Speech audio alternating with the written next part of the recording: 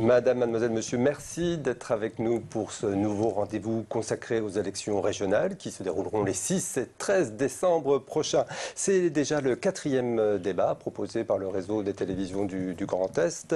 Un débat qui aura pour thème l'agriculture, la forêt, le développement durable. Et à mes côtés, Mathieu Mercier, Canal 32.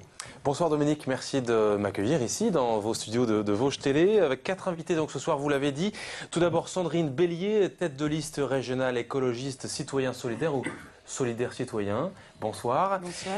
Également avec nous Frédéric Fabre, bonsoir. Vous êtes tête de liste en Haute-Marne pour le Front National. Bonsoir, oui. Et puis à côté de vous Philippe Mangin, bonsoir également, pour la liste Unissons nos énergies avec Philippe Richert, tête de liste pour la Meuse. Bonsoir, merci d'être là. Et Bonsoir. puis Rachel Thomas, bonsoir également. Bonsoir. Vous êtes dans la liste plus forte, plus proche, notre région, avec Jean-Pierre Masseret, pour la liste PS. Et vous êtes également participante de ce débat. Bonsoir également. Bonsoir.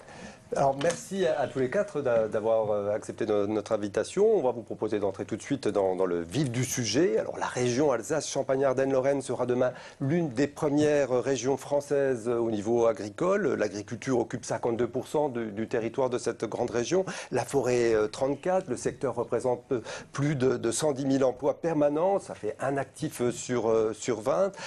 Et comme dans d'autres secteurs d'activité, ce secteur va devoir faire face à un renouvellement des générations dans les mois et années qui viennent. La place des régions dans ce secteur a pris aussi une place plus importante. Son axe a été renforcé depuis quelques années avec un copilotage d'action avec les services de l'État. Alors, quelles sont pour tous les 4 vos priorités dans ce domaine? Quelles mesures concrètes souhaitez-vous mettre en place? Nous débutons avec vous, Philippe Mangin. Vous êtes pour quelques mois encore président de COP de France et vous appelez de vos voeux au niveau national des réformes structurelles qui permettent aux entreprises agroalimentaires, donc au secteur, de gagner en compétitivité. À son niveau, est-ce que la région peut également jouer un rôle dans cette structuration du secteur? Bien sûr, et je lance cet appel parce que nous constatons malheureusement une répétition des crises en agriculture et nous venons d'en traverser, malheureusement ce n'est pas terminé dans le secteur de l'élevage, avec une violence rarement connue. Les éleveurs sont vraiment confrontés à de graves difficultés, la situation des revenus est catastrophique et face à la répétition de ces crises, je crois qu'il faut faire preuve de réalisme, constater que malheureusement nous sommes sur des marchés internationaux, que les événements dans un pays ont des conséquences dans d'autres. Et s'agissant de l'élevage, par exemple, nous sommes confrontés à une surproduction mondiale de lait. Nous sommes confrontés à des baisses de consommation, à un ralentissement de la croissance. Et donc les éleveurs se retrouvent en face d'une volatilité des prix d'une année sur l'autre qui est insupportable. Pour ce faire, il faut en appeler à plus de régulation. Ce n'est pas de la compétence de notre région, mais c'est de la compétence de Bruxelles. Et il faut vraiment faire déjà un premier bilan de cette réforme de la PAC et constater qu'elle n'est pas adaptée au contexte international dans lequel on évolue et qu'elle doit retrouver un rôle régulateur. Une fois qu'on a dit ça, il faut effectivement travailler sur les coûts de production. Nous constatons que l'agriculture française a des coûts de production bien supérieurs à ceux de nos voisins européens. Je ne parle pas de nos concurrents internationaux, je parle de nos voisins proches, belges, allemands, hollandais, qui arrivent à mettre sur le marché des prix à des coûts inférieurs aux nôtres. Il y a donc là un problème de charge franco-française et de compétitivité de l'agriculture dans son ensemble. Là, la région a un rôle important à jouer. Et je crois qu'il faut notamment permettre aux agriculteurs de franchir cette période de mutation à laquelle ils sont confrontés. Il faut absolument aider les agriculteurs à se moderniser. Nous avons un retard dans la modernisation, par exemple, des bâtiments d'élevage pour rester sur ce secteur. Eh bien, c'est en cours, mais il faut renforcer ce soutien à la modernisation. C'est effectivement ce levier qui permettra aux agriculteurs de travailler d'abord dans de meilleures conditions et d'être plus compétitifs. Enfin, il faut des leviers, et la région peut en être un, qui aident les agriculteurs à surmonter cette volatilité. Il y a des mécanismes assurantiels qui sont à l'étude en ce moment pour essayer de gommer un peu ces variations de revenus. La région doit prendre sa part dans ces mécanismes. Et puis, je dirais qu'il faut intégrer l'agriculture, les questions agricoles, dans la problématique de la ruralité. On ne peut pas traiter l'agriculture de façon uniquement sectorielle. C'est une des composantes essentielles de la ruralité et c'est aussi cette approche globale qu'il nous faut avoir. Je vais prendre un exemple tout simple, le numérique. Des agriculteurs n'ont pas accès au numérique ou dans des conditions difficiles. Certains sont même obligés d'aller à leur centre de gestion dans la ville la plus proche pour pouvoir remplir leurs tâches administratives.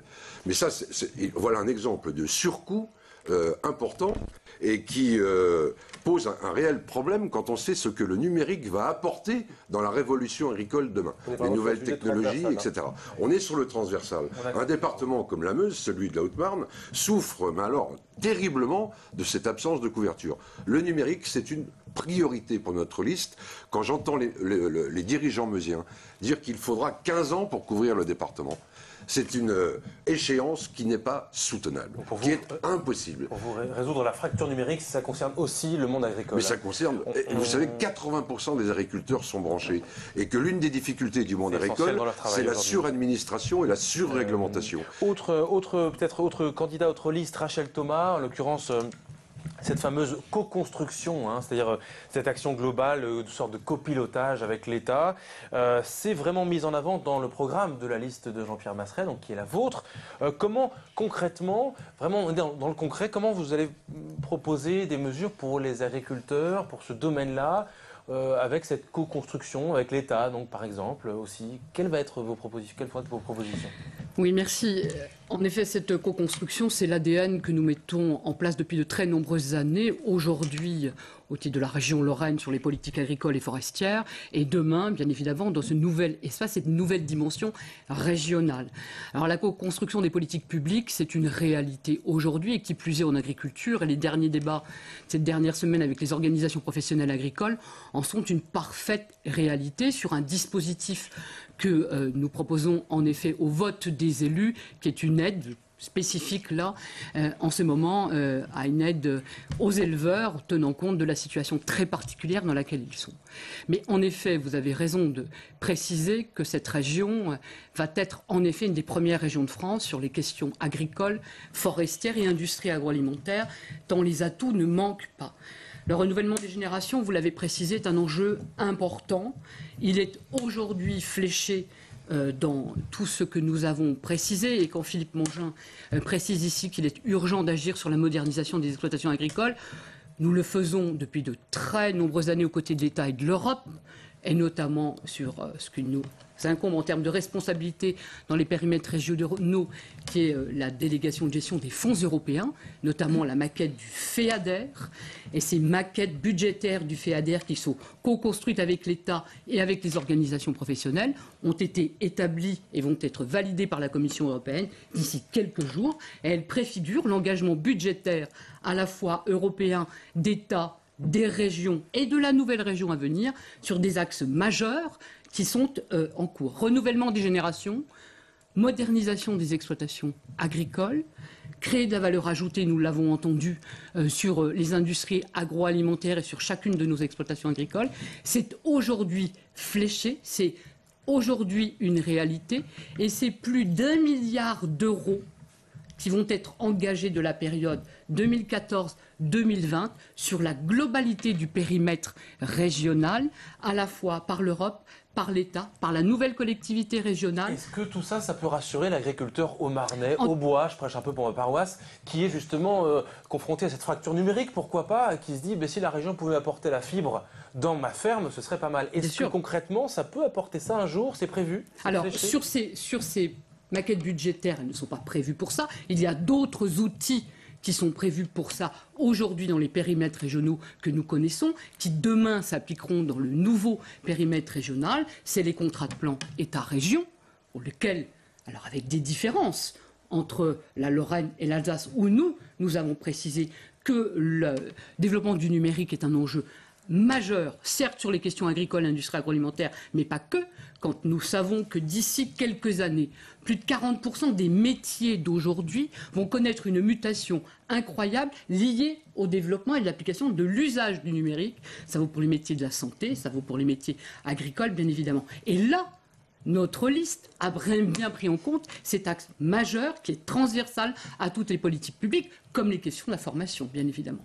Alors Sandrine Bélier, vous annoncez dans votre programme vouloir aider 500 agriculteurs à s'installer par an, à soutenir une agriculture locale respectueuse de la nature. Alors concrètement, ça se passe comment ? Concrètement, je crois qu'on partage le diagnostic sur le fait qu'on a aujourd'hui un secteur agricole en France qui est en crise. Par contre, je pense qu'on ne partage peut-être pas l'analyse des causes et en tout cas des solutions.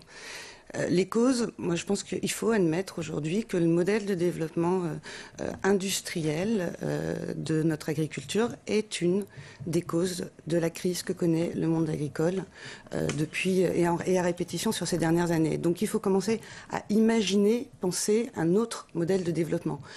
Pour moi, la solution, c'est pas répondre à la mondialisation. Je crois à l'inverse que la réponse, c'est de relier l'agriculture, le producteur agricole, c'est et avant tout offrir une alimentation, en tout cas nous c'est notre objectif, une alimentation de qualité à nos concitoyens. Et je pense qu'on a une vraie carte à jouer, et notamment à l'échelle de la région, sur le fait de relocaliser notre modèle agricole, de répondre à la demande, de développer les circuits courts, de répondre, et avant d'aller sur la logique de dire comment on va répondre à la mondialisation, comment on va réussir à se positionner au niveau mondial, moi je crois qu'il y a 3 priorités.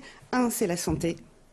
La santé des paysans et des agriculteurs au premier chef, et notamment par la réduction des pesticides. Et on se retrouve aujourd'hui dans des situations assez inédites, puisque c'est la mutuelle sociale agricole aujourd'hui qui se retrouve saisie dans la région centre sur ces questions de santé et de prévention, saisie par un ouvrier agricole sur son employeur, parce qu'il développe et on commence à mesurer que l'utilisation des pesticides touche avant tout la santé de nos paysans.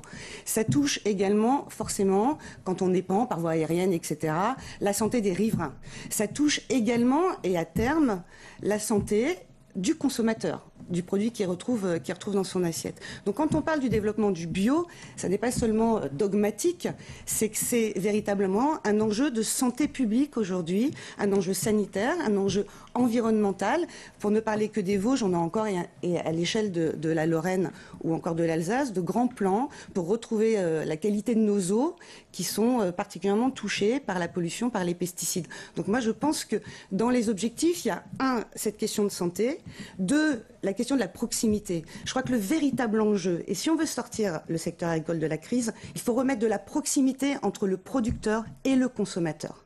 Remettre de la proximité, c'est privilégier les circuits courts. En privilégiant les circuits courts et la région dans la restauration collective, notamment, on permettra, et nous on assure, et là à l'échelle de notre territoire, sans renvoyer la balle au national ou à l'Europe, d'assurer une activité au plus proche de notre territoire, au plus proche de nos besoins, et d'assurer la pérennité et l'installation de jeunes paysans, de paysans qui produisent au plus proche des assiettes. Et puis on parlait de sécurité alimentaire et de qualité. Moi je pense qu'on a vraiment, et il y a un vrai chantier à changer notre modèle agricole. Il faut privilégier aujourd'hui la qualité à la quantité. Il faut qu'on rentre dans une logique où on cesse le gaspillage. Vous parliez de l'Europe, à l'échelle de l'Union européenne, c'est 50% des denrées alimentaires qui sont non consommées, qui sont jetées à la poubelle. Et la solution à tout ça, qui est créatrice d'emplois, qui permet le maintien sur nos territoires, qui permet de revitaliser nos territoires ruraux, c'est d'assurer, et je le redis, cette proximité, la commande publique sur du local, et de privilégier le bio. Moi, je crois profondément, et notamment dans le domaine agricole, au small is beautiful. Le petit est beau, le petit est bon. Ça veut dire que dans les aides, elles seraient plus axées sur, ou seraient favorisés les agriculteurs bio par rapport aux autres? c'est favoriser l'installation en bio. Et ça, c'est en effet parmi nos engagements. Si demain, les écologistes étaient à la présidence de la nouvelle grande région Grand Est, Alsace-Lorraine, Champagne-Ardenne, oui, il y a 2 mesures, moi, qui me paraissent très importantes, en tout cas pour faire levier, et qui sont de la compétence de la région. C'est par la commande publique, de la restauration collective et des lycées, d'assurer dans la commande publique au moins 50% de produits locaux, pour arriver à 100%, hein, si on pouvait, et le 20% de bio. Et enfin, sur les aides, et on parlait des aides européennes, moi je crois qu'il y a une vraie priorité à l'installation. On a évalué qu'on pouvait permettre l'installation de 500 jeunes paysans sur notre territoire par an et leur permettre de s'installer en bio parce que la conversion est compliquée. Quand un jeune agriculteur s'est installé en conventionnel, la conversion est beaucoup plus difficile. Donc allons tout de suite vers cette paysannerie, vers cette production alimentaire de qualité. Le sujet vous passionne et c'est bien normal. Mais il est important, c'est au cœur du quotidien de nos habitants. C'est l'alimentation, c'est la première chose qui doit nous préoccuper. Frédéric Fabre, vous ne vous êtes pas encore exprimé sur le sujet hein, en tant que tête de liste Front National. Le monde rural, on le sait, on peut le constater parfois, les agriculteurs semblent parfois être séduits par le Front National. Alors quelles actions vous pourriez mettre en place dans cette future région pour ce secteur, spécifiquement pour les agriculteurs ? Tout d'abord, j'aimerais commencer par dire qu'effectivement, chacun fait le constat qui est évident aujourd'hui. Mais il faut bien qu'on se constate aussi que les acteurs qui sont ici autour de cette table sont quand même responsables, pas eux directement bien sûr, mais les politiques qui sont menées par leur parti, de la situation actuelle. Il est évident. Sur l'agriculture, vous êtes quand même bien engagé. Vous avez été engagé dans le gouvernement socialiste pendant des années. Moi, j'ai pas vu beaucoup le Front National sur la bataille qu'on a menée au niveau européen sur la politique agricole commune pour arriver à relocaliser sur les aides. Laissez-moi m'exprimer, Madame Bélier. Je vous remercie. Donc, concernant cette affaire, il est bien évident que nous ne sommes pas favorables à la course à la mondialisation. Hein.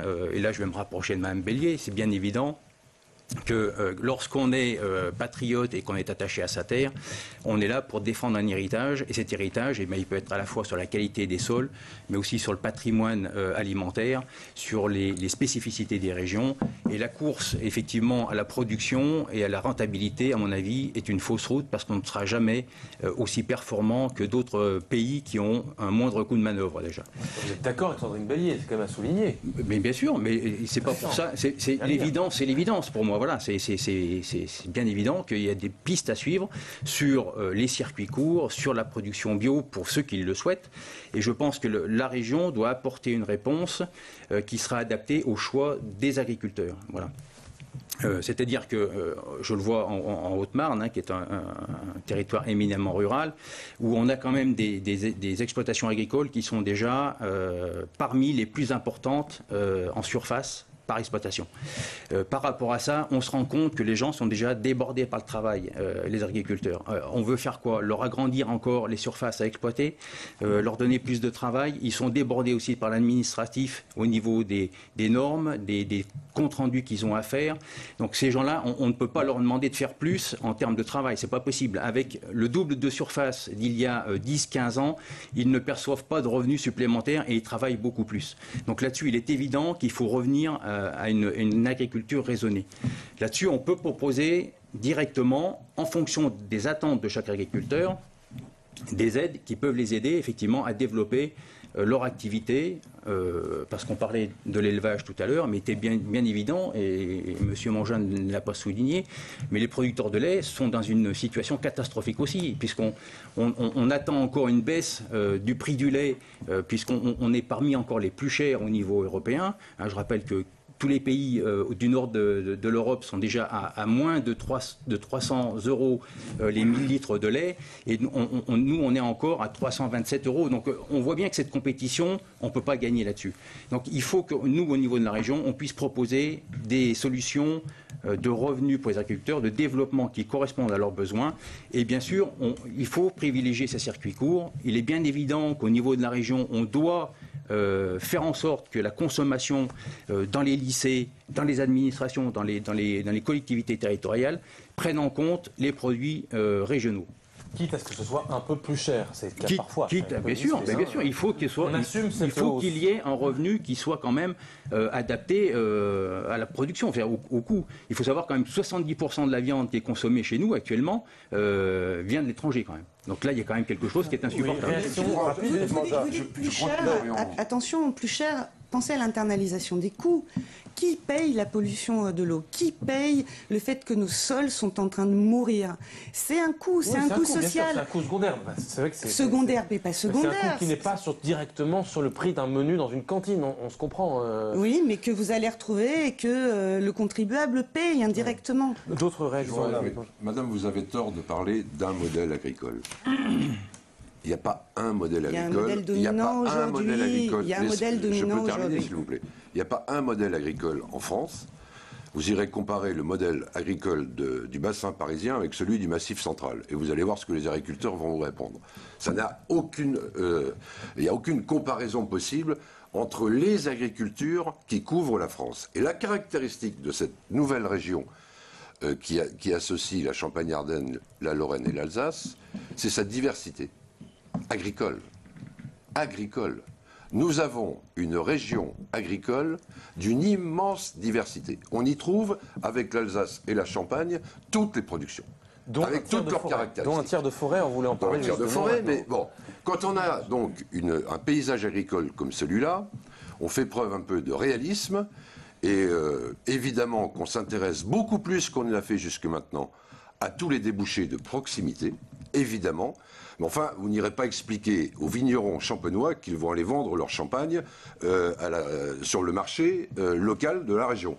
Heureusement que cette viticulture est fortement exportatrice, de même que peut l'être toute la région des céréales de Champagne, qui se présentent comme une véritable chance pour l'économie de notre région et pour la balance commerciale française.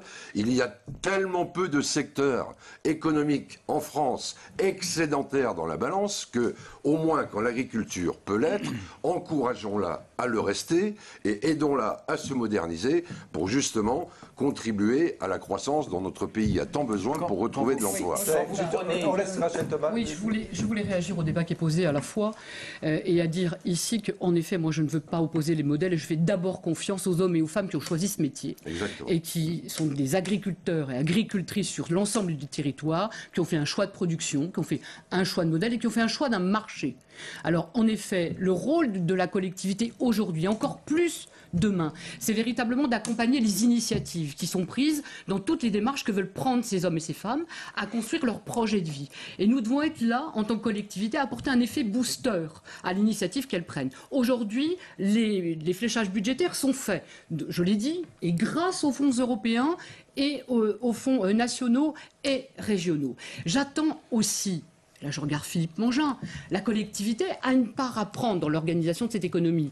Mais à côté de cela, il existe tout un pan d'entreprises économiques, notamment, qui, elles, sont sur les marchés à la fois européens et mondiaux, à ce qu'elles aient une puissance, je pense notamment à nos coopératives, qui doivent, là, être encore plus puissantes dans cet espace nouvelle région qu'elles ne le sont aujourd'hui. Elles doivent se resserrer, se regrouper, de façon à ce que l'échelle européenne, elle puisse être compétitive. Et là, la nouvelle collectivité a un regard et peut apporter un effet de conseil, d'accompagnement et un effet booster à cela.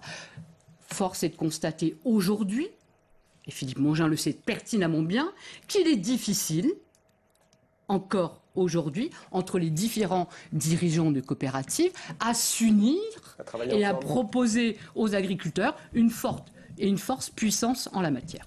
J'aimerais me revenir sur l'exemple qu'a donné M. Mongin concernant le champagne. C'est vraiment le contre-exemple. Pourquoi le champagne fonctionne ? Parce que les surfaces sont limitées, parce que c'est un produit de qualité, parce que c'est le terroir français, et c'est ça qui s'exporte. C'est pas parce qu'ils sont hyper compétitifs par rapport aux actes allemands ou au champagne américain. Mais je n'ai pas dit le contraire. Donc c'est là-dessus qu'il faut travailler. C'est vraiment sur l'excellence française, l'excellence de l'agriculture et l'excellence des produits. Je ne pense pas qu'en essayant de faire des fermes industrielles, on va rentrer dans le marché mondial et gagner ce marché mondial. J'ai voulu démontrer qu'il ne fallait pas opposer circuit court et de proximité à capacité exportatrice de l'agriculture française, qui a effectivement de sérieux atouts, notamment par la réputation de sa gastronomie et la qualité de ses produits. Donc il est ridicule de parler d'un modèle agricole. Serait-il dominant? Ce n'est pas vrai. Et il faut promouvoir la diversité des agricultures et la diversité de ses débouchés. Bien sûr que les gens attendent des produits locaux de proximité, apportés même par leurs voisins agriculteurs. Ils continuent néanmoins à se rendre à la grande surface pour trouver des produits de consommation plus courantes et moins chers. Et nous avons, à côté de tout ça, un marché mondial qui attend les produits français sur lesquels nous devons répondre. Voilà. Et ça laisse place pour une grande diversité de l'agriculture, avec bien évidemment un socle commun, le respect des ressources naturelles, la protection, l'objectif de développement durable et d'environnement, qui est un défi lancé non pas seulement aux agriculteurs qui opteraient pour l'agriculture biologique, mais à l'agriculture dans tout son ensemble. Moi, je voudrais faire 3 remarques. Sur le prix, aujourd'hui, le discount, les circuits courts, c'est 20% moins cher que les produits vendus en discount. Donc la question du prix, pour moi, je crois qu'au contraire, plus on fait de la proximité, plus le consommateur y gagne, parce qu'il y a moins d'intermédiaires. Et au passage, pourquoi on ne l'a pas fait avant? Parce qu'on est parti dans un système, et notamment on est en train de tenter de pérenniser une politique agricole commune et un modèle agricole de l'après-guerre, sauf que les enjeux ne sont plus les mêmes aujourd'hui. Je voulais faire 2 remarques. Vous avez parlé du champagne, c'est très très intéressant. C'est d'autant plus intéressant que vous venez de la Meuse.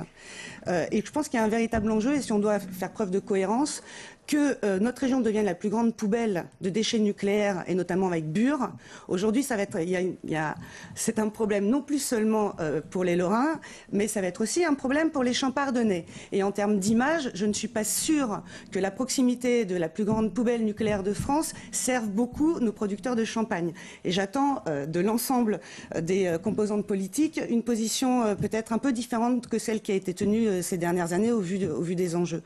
Enfin, la modernisation, moi,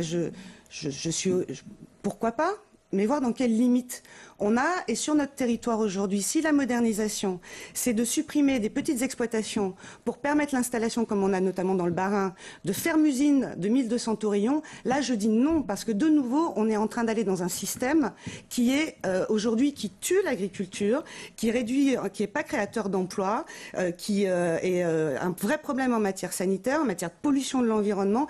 Et c'est ce modèle-là. Vous avez raison, il y a plusieurs modèles, mais aujourd'hui, c'est surtout ce modèle-là qui a été soutenu.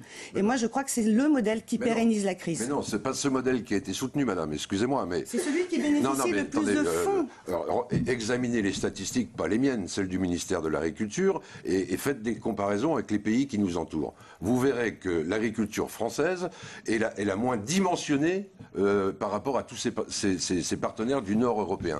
Les troupeaux laitiers sont plus petits, tous nos élevages et toutes nos exploitations en France sont plus petites que dans tous les pays européens qui nous entourent.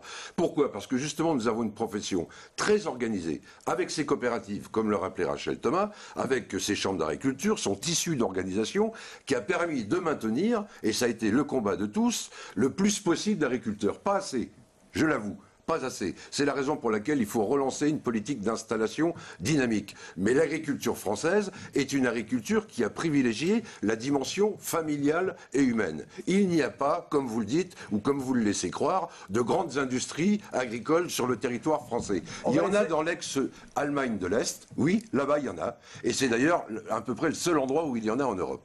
Donc attention, ne trompons pas nos concitoyens sur les réalités qui sont celles de l'agriculture française et de cette région Grand Est. Ben là encore, j'espère qu'on trouvera, et quelles que soient les couleurs politiques, des majorités pour s'opposer à des projets comme le projet de la ferme de 1200 taurillons en Alsace. Mais si ce projet réunit plusieurs agriculteurs, en quoi il serait mauvais? Est-ce le point? L'évaluation, c'est absolument pas le système. On parlait d'environnement, il faut qu'on de avance questions dans le sanitaires. débat. Je pense qu'effectivement, si on veut vraiment défendre une pluralité de pistes agricoles, vous vous trompez, M. Mangin, parce qu'avec la PAC, ce ne sera pas possible. Vous serez, les petits producteurs, les petits agriculteurs seront écrasés par les charges, par les normes et par le reste. La PAC, moi, je veux la modifier. Eh ben, C'est pas la compétence de la région. C'est donc pas de la compétence de la région. Non, c'est pas un sujet. Mais ceci dit, quand même, voilà, le deuxième pilier, quand même. Donc on a une action à mener au niveau quand même régional. Donc ça, c'est important. Et cette PAC, tant qu'elle sera telle qu'elle est, elle assassinera nos petits agriculteurs. Et la Pas seulement les petits, diversité, d'ailleurs. Pas seulement les petits. et pas seulement les petits, et on ira vers le gigantisme. Et le gigantisme, forcément, ça créera des problèmes. Vous le savez très bien, puisque vous êtes un spécialiste. Cette On PAC, va parler de la forêt, mais dans quelques instants. Mais on vous propose juste une toute petite interruption de ce débat. On se retrouve dans quelques instants. À la forêt au développement durable pour les élections régionales des 6 et 13 décembre prochains. Sujet passionnant qui nous concerne tous. On parlait des menus, des circuits courts, des agriculteurs bio, bref. On parle aussi maintenant, Dominique, de la forêt, puisque on a tous de la forêt autour de nous. Elle représente précisément 34% du territoire de cette nouvelle région Grand Est. Le bois, avec tout ce que ça représente, les constructions, l'énergie, etc. La filière, on le sait aussi, souffre pourtant parce qu'il y a des réalités qui sont différentes pour les uns pour les autres, qui opposent un scieur qui achète des forêts à tour de bras. Il y a aussi des petites et moyennes scieries qui ont fait d'ailleurs la valeur du massif des Vosges. Il y en a aussi également dans l'Aube et dans d'autres départements. Alors les enjeux du domaine forestier sont vraiment importants, considérables. Quelle place, Rachel Thomas, peut prendre justement la région dans la structuration de cette filière bois? Est-ce qu'elle peut normer, aider, favoriser, ou qu'est-ce qu'elle peut faire selon vous? Merci. Comme l'agriculture, et nous venons d'en débattre, elle a une place majeure dans ce nouveau périmètre, vous l'avez vu, et elle a malheureusement encore trop de segments et une filière peu organisée, en tout cas constat que nous faisons aujourd'hui. Alors en effet, les collectivités aujourd'hui, et encore mieux celles de demain, doivent véritablement être aux côtés des acteurs. C'est ma question de la co-construction des politiques publiques, aux côtés des acteurs de la forêt, qu'elle soit privée et publique, parce que c'est aussi la réalité de la présence de la forêt dans cette nouvelle région, et de façon à mener des politiques publiques efficaces. Alors en amont, que j'appelle l'amont de la forêt, c'est les questions de gestion durable de la forêt, qu'elle soit publique et privée, qui doit véritablement être encore mieux accompagnée demain par bon nombre de dispositifs. Un axe majeur qui est la question de la mobilisation des bois dans leur diversité sur ce périmètre régional. Forêt privée morcelée aujourd'hui, et là nous avons à agir et nous agissons aujourd'hui encore mieux demain auprès des propriétaires forestiers à véritablement mieux identifier leurs propriétés, à se regrouper, à se rassembler de façon à ce que la mobilisation de leur bois soit plus efficace et efficiente, accompagner des infrastructures nécessaires, les dessertes en forêt, etc. Et ceci est fléché toujours, quand je le dis que les fonds publics sont là, présents aujourd'hui et jusqu'en 2020 avec les fonds européens, et nous l'avons construit en partenariat avec les propriétaires forestiers. Mobilisation des bois, je dis gestion durable, et puis ensuite toute la mobilisation et la transformation du bois qui est là une réalité en région et qui doit se densifier. Nous avons ici, dans ce nouveau périmètre, 40% des lieux de formation du bois qui est en Lorraine. Nous avons des outils qui travaillent sur la recherche et l'innovation et donc tous les nouveaux usages du bois en l'occurrence. Et nous devons là, demain, encore mieux les accompagner que nous l'avons fait aujourd'hui dans un objectif stratégique qui est celui de répondre à un axe majeur qui est la transition énergétique et l'utilisation du bois, en effet, donc tout ce qui est rénovation, lié à la précarité énergétique, mais la reconstruction également de nos bâtiments précaires, donc tous les pôles urbains. Et là, l'utilisation du bois est majeure et nous avons de belles entreprises aujourd'hui dans ce périmètre nouveau régional qui agissent en ce sens. Et puis, bois industrie, bois d'œuvre, nous l'avons dit.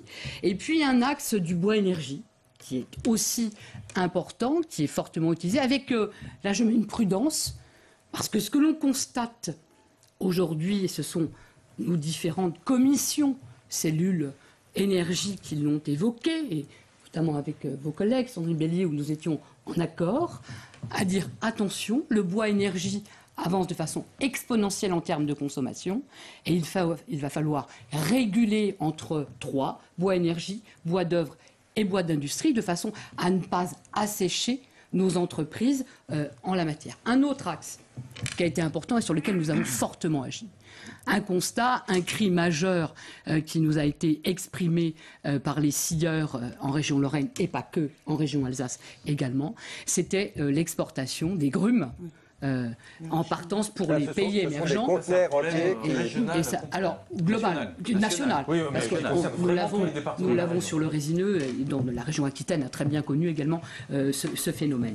Là, nous avons réagi aux côtés des acteurs de la filière, et notamment vis-à-vis des régions au niveau national, de façon à ce que des mesures de régulation soient prises en la matière. Des outils ont été trouvés, salués par la Fédération nationale du bois, en l'occurrence. Pas satisfaisant encore aujourd'hui. Mais ce que nous constations, c'est que sur tous les marchés qui étaient engagés, nous avions là une exportation exponentielle en termes de volume de grumes, donc qui échappait en effet à notre région, à la valeur ajoutée de notre région, et qui asséchait totalement nos scieries, alors que les bons de commande, véritablement, étaient au rendez-vous. Donc nous avons connu dans certaines entreprises, chômage partiel, etc. Elles n'ont pas lié là, c'était le vrai paradoxe, un carnet de commandes qui se serait vidé, ce n'était pas le cas, mais véritablement un manque de matière première, alors que la matière première, elle était à côté d'eux, mais leur échappait totalement. Et j'en appelle là, en effet, même à la forêt publique, parce que j'ai fortement interpellé l'Office national des forêts, qui doit absolument recalibrer à la fois ses orientations sur véritablement axer la mobilisation de ces bois de la forêt publique en faveur prioritairement de nos entreprises en territoire. Elle vaut pour la forêt publique domaniale, mais pour la forêt publique communale également. Et là, nous en avons appelé à toutes les communes, en effet, de Lorraine et de cette nouvelle région, à véritablement axer leur volume de bois sur prioritairement nos entreprises dans la nouvelle région. C'est vrai qu'une des difficultés de la structuration du secteur, c'est qu'il y a des acteurs multiples, je dis quand même en tant que propriétaires. Éclatés, mais aujourd'hui, ils en ont pris conscience et ils sont aujourd'hui à s'organiser véritablement. Nous l'avons vu au niveau national au travers de leur fédération, nous l'avons vu au niveau territorial, au travers d'organisations, soit leur interprofession qui s'est musclée aujourd'hui et qui est en train de travailler à un regroupement, ou alors à des structures syndicales majeures qui sont en constitution et qui apportent et qui sont un vrai poids et de parfaits interlocuteurs à une collectivité qui est là à la volonté d'agir. Alors Sandrine Bélier, comme les autres candidats, vous êtes allée à la rencontre des acteurs, de certains de ces acteurs du secteur. Alors, qu'est-ce qu'ils vous demandent ? Alors moi, je voudrais déjà juste préciser, parce qu'il faut faire attention aux fausses bonnes solutions. La forêt, c'est pas une ressource inépuisable en matière énergétique. C'est aussi, elle est renouvelable, mais sur un pas de temps qu'il faut prendre en considération. Donc attention aussi à préserver cette ressource naturelle, donc à l'utiliser avec parcimonie. Et en effet, on a ce problème d'exportation, et notamment vers la Chine, mais parce que la Chine a compris, elle maintient ces forêts qui sont intéressantes en termes de capteurs de CO2 dans la lutte contre le dérèglement climatique, etc. Donc je partage l'ensemble de ce qui a pu être dit jusqu'à présent, et j'ai rencontré en effet un certain nombre d'acteurs. Je pense que là encore, on va tomber sur une logique qui est celle de promouvoir les petits, notamment nos PME et dans le domaine de la scierie, et ne pas tomber dans le piège au motif de répondre à la concurrence, de favoriser les grosses scieries qui vont venir du coup appauvrir nos territoires ruraux, et économiquement, on a à peu près 80 scieries aujourd'hui dans les Vosges, par exemple, et qui souffrent, et qui nous le disent, souffrent notamment de la concurrence de Fiat, de ce choix qui a été fait en Alsace, du coup, de privilégier le traitement de masse plutôt que le traitement localisé, et de promouvoir les petites scieries et l'emploi, encore une fois, l'emploi et l'activité économique de territoire. Il y a des choses absolument fantastiques avec le bois. Moi, je veux juste parler d'une initiative parce que, vous voyez, je pense qu'on peut faire mieux, mais on est aussi capable, les écologistes, de dire quand il y a des choses, même quand bien même on n'est pas à la tête de la région, qui sont des choses bien. C'est le label Terre de Hêtre. Je trouve que c'est une initiative absolument fantastique et d'ailleurs de laquelle on pourrait s'inspirer pour créer des labels territoriaux. Grâce à ce label, on a des jeunes qui viennent s'installer sur le territoire, qui viennent développer une activité économique. Moi, j'ai rencontré les jeunes de la pépinière, la couveuse, la manière dont ça a été pensé entre la formation, l'école d'ingénieurs dont ils sortent, les collectivités, de voir comment il pouvait y avoir des débouchés. Et là, on a deux fantastiques initiatives de jeunes qui ne sont même pas forcément des Vosges au départ, mais qui sont en train de développer leur activité dans les Vosges sur une ressource naturelle qu'est le bois, qui envisagent de rester sur le territoire. Il y a Inbo, dont vous avez peut-être entendu parler. Je ne sais pas si on aura le faire de la pub, mais je trouve que là, pour le coup, on peut leur faire de la pub parce que c'est vrai que l'initiative est quand même on a des jeunes et on nous dit le territoire se désertifie, etc. Et là, il y a une jeunesse qui vient s'installer, qui vient de s'implanter, de dynamiser ce territoire. Et puis, il était un arbre. Voilà, pour prendre deux initiatives de jeunes dont on parle au niveau national, qui vraiment permettent, en tout cas, moi, ça m'a donné une énergie folle, pour le coup, en parlant d'énergie et d'énergie énergie nouvelle, et de se dire, c'est vraiment, tout est vraiment pas foutu, et avec un peu d'intelligence, avec un peu d'envie, en s'appuyant vraiment sur la richesse de nos territoires locales. Là, la forêt dans les Vosges, il y a plein de choses fantastiques qui sont possibles. Merci beaucoup, Sandrine Bellier. Frédéric Fabre, pour le Front National, il vous reste quand même beaucoup de temps de parole. Quelles sont vos propositions, vos idées pour justement structurer cette filière bois, notamment aider les producteurs de bois? Alors concernant donc cette grande région, puisqu'il va falloir parler quand même en grande région, il est évident que la grande région représente 12% de la surface de bois en France, donc c'est un très fort potentiel. Cependant, ce n'est pas très équilibré au niveau du territoire, puisqu'on a, comme l'Alsace et la Lorraine, a déjà des surfaces d'exploitation qui sont assez importantes, et je crois qu'on est pratiquement en bout de cursus d'exploitation forestière.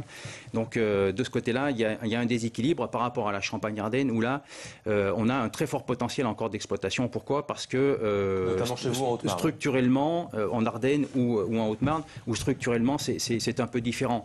60% des exploitations, enfin des surfaces forestières, par exemple en Alsace et en Lorraine, sont domaniales, donc c'est plus facile d'exploiter, alors que c'est l'inverse en Champagne-Ardenne. Donc il y a 60% de terrains privés, avec des milliers de propriétaires qui ont moins d'1 hectare de forêt, ce qui rend difficile l'exploitation de cette affaire-là. Il y a un deuxième point qui différencie les trois régions.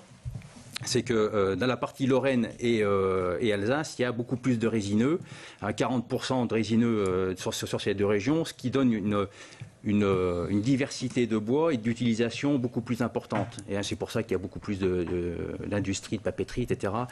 Au niveau lorrain. Alors que pour la partie Champagne-Ardenne, il y a 80% des bois qui sont des bois dits nobles, du hêtre ou du chêne. Alors effectivement, une très grosse partie de ces bois partent à l'étranger.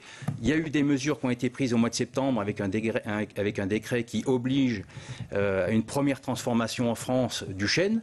Ceci dit, ce n'est pas suffisant parce qu'il reste encore beaucoup de feuillus comme le hêtre, etc., qui sont encore exportés massivement, et notamment vers la Chine ou vers la Belgique, mais qui partent ensuite vers la Chine et donc qui ne sont pas transformés chez nous. Donc je pense que là-dessus, on a quand même un très fort potentiel encore de développement qui peut être fait. Et ça, c'est une structure une filière bois qu'il faut mettre en place, qui va prendre du temps, mais qui peut être un ciment assez intéressant pour l'ensemble de la nouvelle région, puisque on peut très bien mettre ensemble des gens qui sont spécialisés. Je pense à l'École nationale supérieure du bois qui est à Épinal, bien sûr, à l'école d'architecture qui est au niveau de Nancy, un peu le graphisme et design qui est sur Chaumont. Il y a des choses qui peuvent être faites et travailler ensemble pour trouver une exploitation, une utilisation d'excellence de ces bois avec des débouchés dans la construction. Donc tisser une sorte de lien, la région pourrait tisser le lien entre bien tous sûr, ces acteurs. Absolument, je pense que c'est essentiel. C'est essentiel vraiment d'uniformiser cette filière bois au niveau de la grande région de manière à trouver des débouchés et des développements dans les territoire, dans tous les territoires, pas seulement dans un seul département ou dans un autre. Rachel Thomas qui sourit. Non, parce que j'entends les propositions qui sont faites là, mais c'est fait. Enfin, le contrat de filière, les contrats de filière dans les régions. Non, mais ils sont faits en Lorraine, madame. Oui, ils sont faits. Mais ils ne sont pas faits au niveau de la Champagne-Ardenne, par exemple. Ils sont en cours. Ils sont en cours avec les DRAF, etc. Et avec les acteurs du bois, qui précisent très clairement les axes de développement et de structuration de filière, et qui dit, au-delà des propositions des uns et des autres ici, comment ils vont être financés. Parce qu'on peut être tous autour de la table dans de grandes déclarations et annoncer des grands soirs. Encore faut-il, dans la nouvelle collectivité, préciser comment nous avons volonté d'agir, avec quel budget nous avons volonté à mettre en œuvre ces politiques publiques. Et je le dis, contrats de filière aujourd'hui dans les régions sont posés et ils disent précisément comment les moyens publics vont être mobilisés sur tel et tel axe et en accord avec les professionnels. Donc je m'étonne quelquefois du débat, mais il y a des choses qui sont déjà très clairement précisées aujourd'hui. Eh bien, il faut les mettre en place. Il faut les mettre en place. Ils ne sont pas en place, je peux vous le dire. Moi, dans Champagne-Ardenne, ce n'est pas fait. Nécessite donc, ceci dit, de la confiance avec les acteurs. Je vais essayer quand même de développer et de reparler, parce que si vous voulez que je m'exprime et que je dépasse les 4 minutes dans le débat, on va essayer de le faire quand même. Donc, par rapport à ça, bien sûr, on peut. Je pense qu'il faut avoir une action à court terme, et l'affaire de l'utilisation du bois en termes de chauffage, je crois que ce soit par les plaquettes, etc., il y a encore des pistes à trouver, même si effectivement la ressource, il faut être très très prudent dans l'utilisation de la ressource, il y a encore des pistes à trouver et c'est déjà quelque chose que l'on peut faire déjà à très court terme. C'est-à-dire que c'est une exploitation qui peut se faire très rapidement.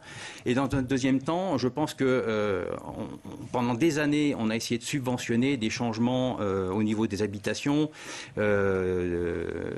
pour éviter que les habitations consomment moins. On leur donner la permission, enfin, on leur donnait des subventions pour essayer de trouver des chauffages différents. Je pense qu'il y a une chose qui est importante, c'est l'utilisation du bois dans la construction déjà, et donc de pouvoir au minimum rénover les maisons qui sont dans les milieux ruraux, par exemple, où il y a beaucoup de précarité énergétique, d'avoir vraiment des structures de soutien qui puissent permettre l'utilisation du bois dans cette rénovation, et bien sûr de travailler et dans la recherche, c'est pour ça que je parlais de mettre en relation ces écoles d'architecture, l'école nationale du bois d'Épinal, etc., c'est de pouvoir trouver aussi et de mettre en place, je dirais pas systématiquement, mais de rechercher quand même le plus souvent possible la construction la construction de logements qui soient défavoriser le bois dans les appels dans la construction, projets. Et de manière à avoir des maisons à énergie, au moins à énergie passive, telles qu'on peut les connaître. Il y a des initiatives qui sont faites, mais je pense que ça doit être systématisé. Et là, il y a un très fort potentiel de travail et de développement qui créera des emplois, qui fera des économies et qui sera bon aussi pour la planète. Donc là-dessus, et qui permettra aussi aux gens, on le voit très bien en ruralité, en ce qui concerne la précarité énergétique, ça essaiera quand même, il y aura une action qui sera menée pour essayer de remédier à ces problèmes. Philippe Mangin, très rapidement, un objectif, construire une véritable filière. Ça n'existe pas. Alors c'est en cours, le contrat de filière c'est en cours de signature, mais c'est un secteur qui malheureusement n'est pas du tout organisé en filière. Donc il faut construire une véritable filière bois dans notre région. 3 propositions. Rediscuter avec l'ONF. Demander aux communes ce qu'elles pensent des services rendus par l'ONF en ce moment.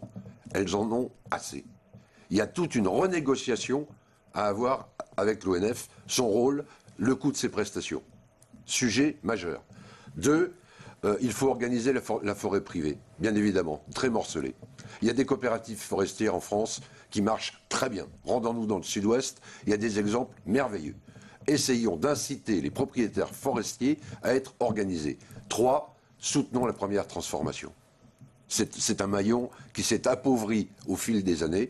Et vous avez même des industriels du bois qui ne trouvent pas ce qu'ils cherchent sur leur territoire et qui du coup sont aussi importateurs. J'ai visité une entreprise dans le secteur de Bar-le-Duc il y a quelques jours qui achète son bois à l'étranger parce qu'elle ne trouve pas le produit qu'elle recherche.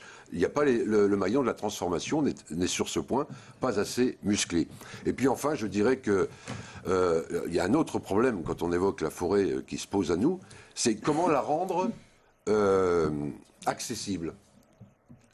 On a une forêt sur notre région exceptionnelle de qualité.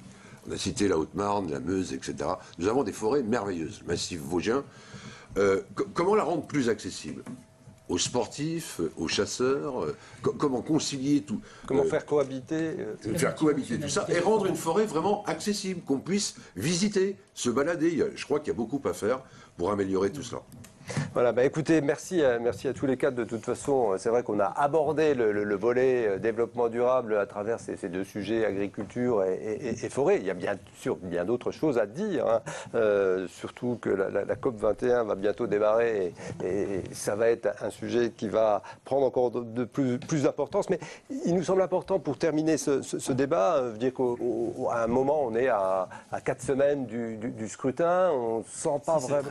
6 et 13 décembre. On ne sent pas vraiment dans la population un engouement pour ces élections. Et on sait que une grande part de ce scrutin va justement se jouer dans la mobilisation. Alors, pour les uns et les autres, comment justement mobiliser encore plus ces électeurs? Qu'est-ce qui peut les inciter à venir? C'est vous qui commencez, Sandrine Bélier.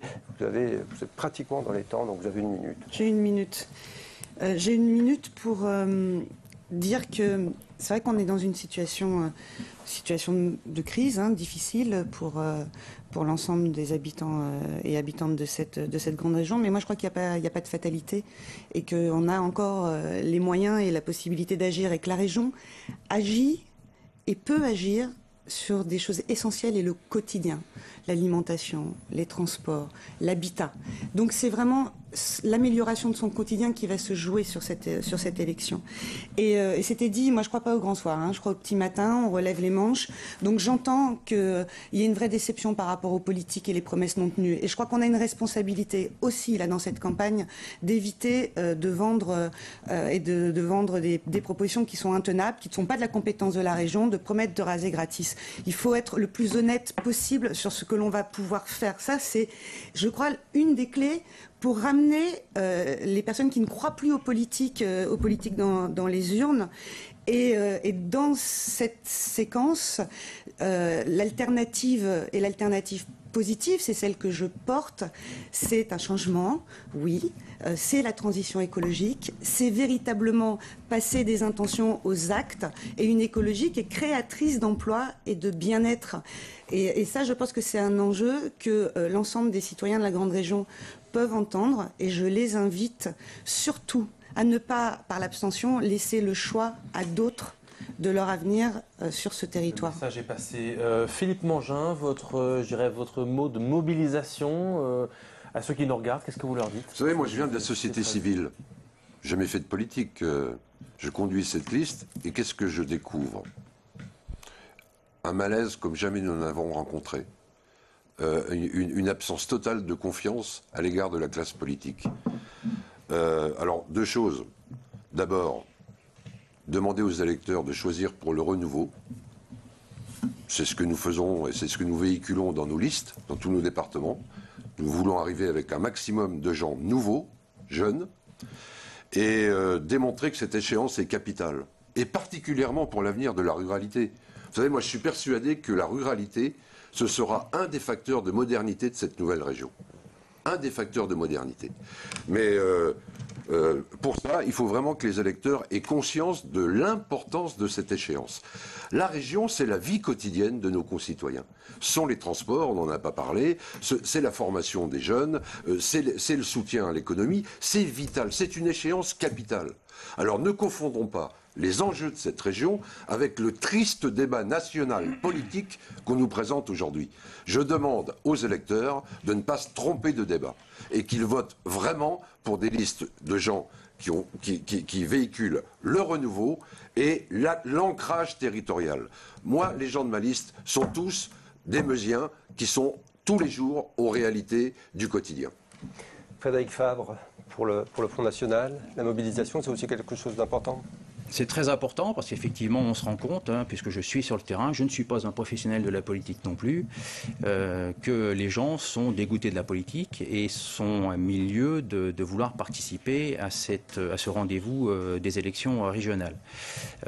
Donc, bien évidemment, les politiques sont les premiers responsables de cette situation parce qu'ils ont menti à leurs électeurs ou qu'ils n'ont pas tenu leurs promesses, parce qu'ils n'ont pas voulu ou pas pu le faire, mais en tout cas, ils n'ont pas tenu leurs promesses. Et donc, les attentes attentes n'ont pas été comblées. Donc ça, c'est un élément très important.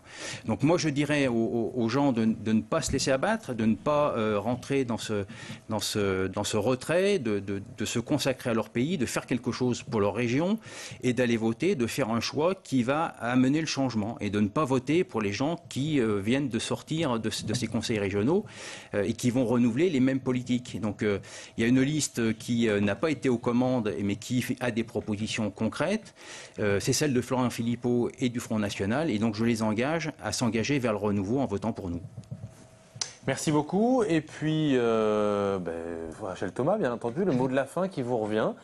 Comment mobiliser? Quelle parole pour les électeurs qui hésitent à se rendre aux urnes le 6 et 13 décembre prochain? Oui, merci. Alors, en effet, le constat et la peur aujourd'hui de la part de nos concitoyens, de ce nouveau périmètre et de cette nouvelle collectivité parfois qui doit, vaste, parfois très vaste, dense. Pour autant, notre volonté, nous, la liste de Jean-Pierre Masseret, c'est véritablement de construire et de faire l'addition de ces 3 régions qui doivent véritablement construire un outil performant, utile à nos concitoyens, cette nouvelle collectivité régionale, tenant compte bien évidemment de ses compétences aujourd'hui, mais aussi de mener des politiques volontaristes, fortes, majeures, qui soient aux côtés de nos concitoyens et qui servent leur vie quotidienne. Nous venons de parler de la question de la mobilité des transports, sur la question des transports scolaires, qui va être dorénavant dévolue à la collectivité régionale. C'est gratuité pour la liste de Jean-Pierre Masseret, pour tous les habitants de notre territoire. C'est le développement économique, bien évidemment, mais surtout ce que nous souhaitons, avec beaucoup de pragmatisme et de réalité, et c'est l'engagement de l'ensemble des élus de notre liste, c'est véritablement des élus présents, comme nous le sommes depuis de très nombreuses années, efficace, à l'écoute et surtout toujours dans la co-construction des politiques publiques. Rachel Thomas, merci. Merci à tous les 4 d'avoir participé à ce débat. Merci à Mathieu de l'avoir co-animé. Votre prochain rendez-vous avec les grands débats, ce sera pour le 20 décembre sur Alsace 20, Canal 32, Mirabel TV et Vosges Télévisions. Et il sera question de l'organisation territoriale et de la proximité, sujet qui vous est cher à tous. Merci. 20 novembre sur les antennes. Merci de nous avoir suivis. À très bientôt.